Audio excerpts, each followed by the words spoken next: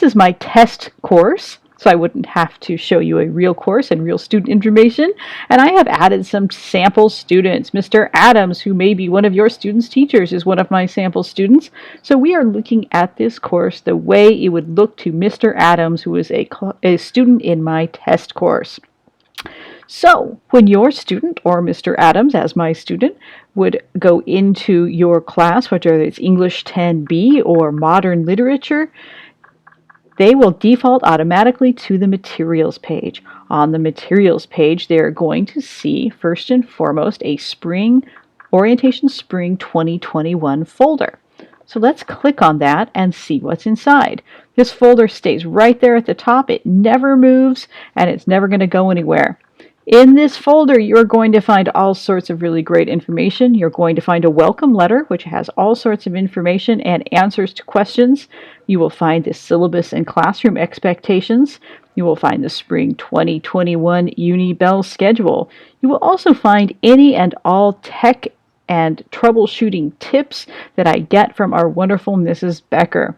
Anytime that you have cookies, websites aren't opening, things are crashing, anything's going wrong, and the tech gremlins are getting the better of you, please come back here and check to see if I have posted some sort of solution. If I have not, then go down here to the Uni Tech page link. If you click on that, that will take you to a Google page. That Google page will take you to Mrs. Becker, who will find an answer for you or offer up a solution. That Spring Orientation 2021 folder is always present right there at the top. Now, the next folder down, as you scroll down, is the library. The library is also permanently stuck there at the top of the materials page, and when you click on the library, this is what you will see. Now, I copied over my library folder from my English 10B course. So in there you see Catcher in the Rye, which is the book that we are reading right now at this moment as of the making of this video.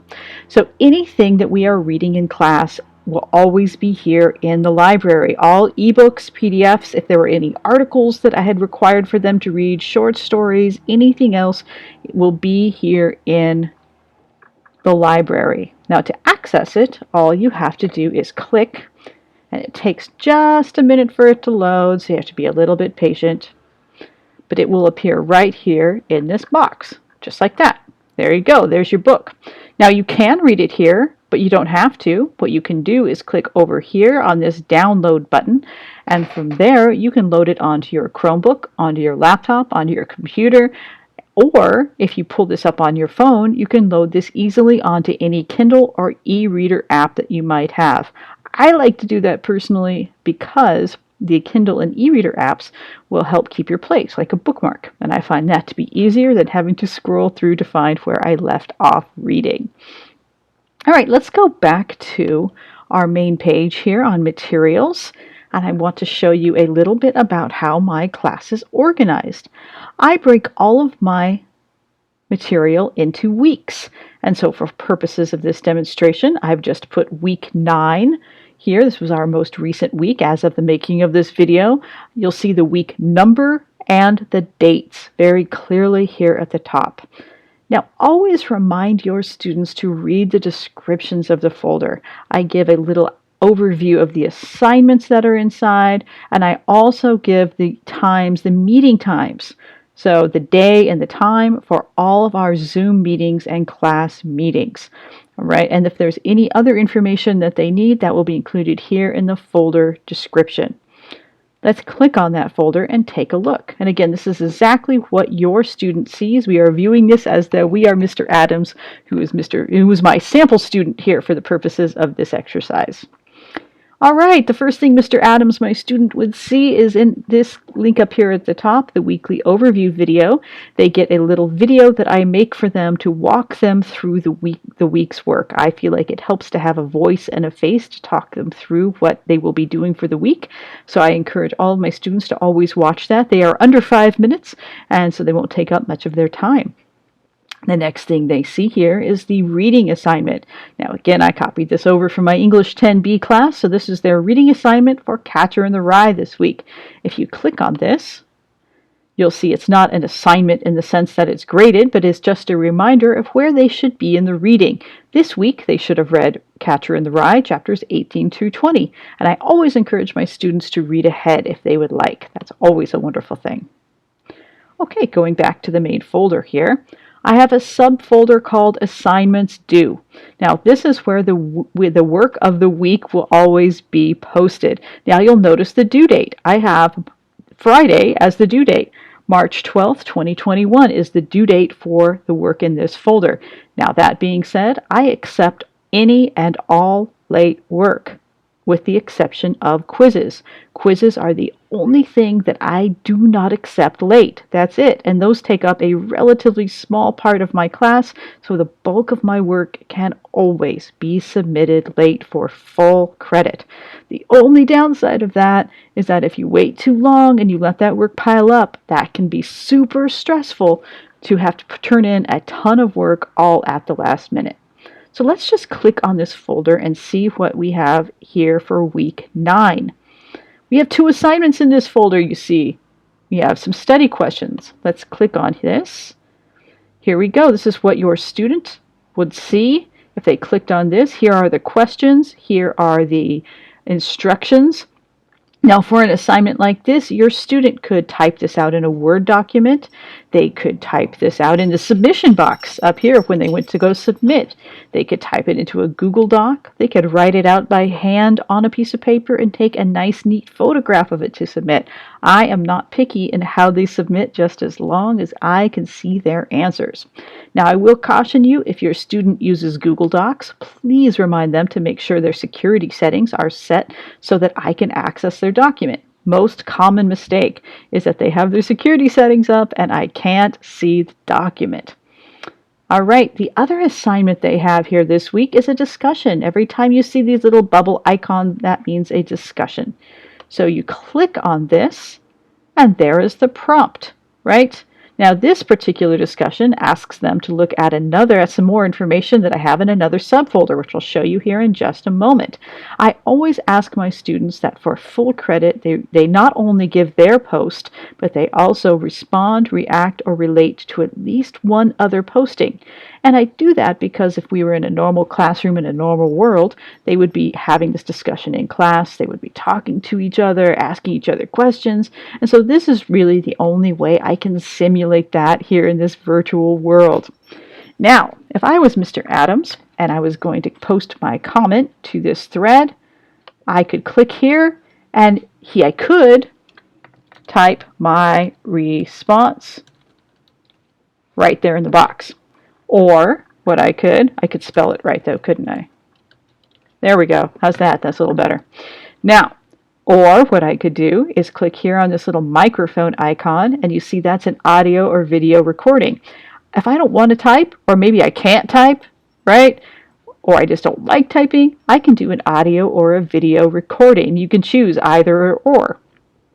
I love it when people do audio and video recordings. You can always do that in lieu of a typed response. That is a perfectly acceptable option, and it's very easy to do. So that is always an option. All right, let's go back into our folder. All right. And let's go back into the weekly folder here. Okay, here we go. I told you there was another subfolder here, so sometimes, not always, I'll have a subfolder for extra information that students need for an assignment, or just because I find it interesting and they might need it for this week. This is Holden and Depression. So I'm going to click on this, and in this folder you see I just have some supplemental information. In this case, this ties into their discussion thread. They have some articles. They have a couple of TED Talks. When you see a setup like this means the video is embedded, and so all they should have to do is click on it in order for it to play. Now, if that doesn't work, and sometimes it doesn't because tech gremlins can get us, you can always just type the title of the TED Talk or the video into the Google search and it will pop up. If you have any trouble whatsoever accessing anything, just let me know and I will help you find it, I promise. All right. Another thing I'd like to show you is where to find our Zoom meetings. You see these little slightly crooked squares here. That is the Zoom meeting So if you click on it, there we go. What your student will see would be a joined link. It's not showing for me right now because I'm in a test course and it's just a sample. But if this was a real course, a real period 2 class, what your student would see is where it says no data.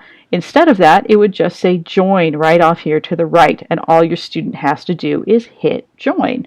It's just not showing here because I'm just showing you a sample. But that's the only place they need to go to find their Zoom meetings for the week. Now, a quick note about Intervention Club. I started Intervention Club as a little extra resource for my students whose grades have dropped below a C. I do ask that it's mandatory that my students who are below a C attend Intervention Club, which is simply an extra meeting per week to give them a little extra support and provide a space where they can get some work completed and ask any and all questions they might have about the material, the assignment, the class, anything. Anyone is welcome, though, and I very often have students who are well above a C, even if my A's and B's, join us for Intervention Club simply because they like to have the dedicated time, and they're always welcome. Our regular class meetings are what you see here. In this case, it's called Week 9, Period 2. I always label them by the week number and the period number. So that is our weekly meeting in which I will go over the reading and talk about the content of the class that week. The PowerPoint that is here at the very bottom is what we discuss during our weekly meetings. If your student would like to look at it beforehand or after the class, or if they can't make it to class this week, maybe they have an appointment, maybe they're sick, they can always go through the PowerPoint and see the information the rest of the class saw, and they're welcome to send me questions whenever they can. All right. I want to show you finally here, as I'm wrapping up, how to check your student's grade and how your student can check his or her grade. In this case, we are pretending that we are Mr. Adams. So let's go back to our main page here, which is materials. In this case, Mr. Adams, my student, I'm still looking at this page exactly the way that he would see it. I'm going to click just right here on grades. Now, because this is just a sample, there's not much in here, right? But you can get the idea of what this will look like to your student and what it will look like to you. Now, you see the grade here in the green. That is the overall grade. He's not doing too good because he only has 3 assignments and he's missing one of them. Mr. Adams, better get on it. So, and you can also see that there are categories for the assignments.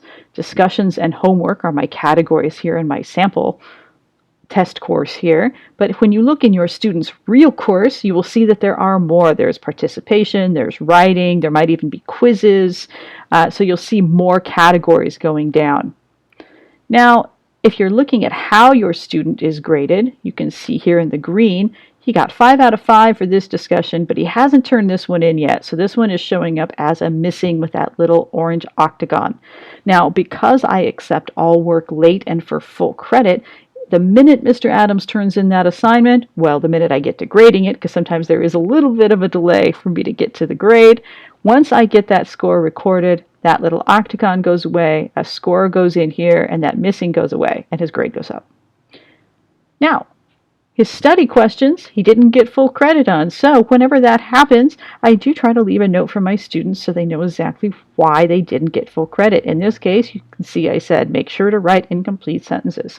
Now, if you have a more complicated assignment here, like an essay or a writing assignment, that will have a rubric attached to it. And to see how you did on that assignment and how you matched up with the rubric, and to really understand your score, all you really have to do is click on the assignment submitted after it is graded, and you will see how you did on the rubric and any specific comments that I had for that writing as I went through it. Okay, that's it, everyone. I hope this was helpful to you, and if you have any questions, don't hesitate to reach out and send me an email or ask any questions. All right, thank you very much. Bye-bye.